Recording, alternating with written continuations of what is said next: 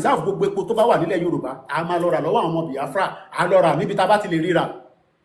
So tó bá jẹ́ ìtorí epo tí ó wà tó join gbogbo àpapọ̀ ni àwọn kan ṣe fẹ́ kí Nàìjíríà kó pín, ṣò lè rí pé ọ̀rọ̀ yẹn ó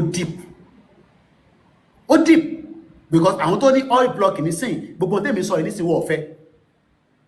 ọmọ olówó ni wá ká lọ Amẹ́ríkà ó yá Instagram Instablog ó yá sáré capture wa a lọ ṣe wedding a lọ ṣe wọ́n fi gbogbo yẹn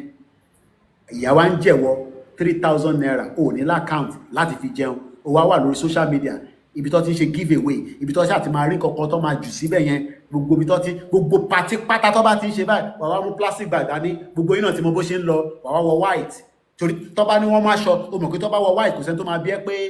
yàtọ̀ sí tó bá gate irú ìtọ́ṣe lamẹ́ríkà yẹn nísìn kódà wọ́n tún sọ pé no indicator of the venue torí wọ́n mọ̀ pé àwọn kan náà wà lamẹ́ríkà tó lè yọ wá.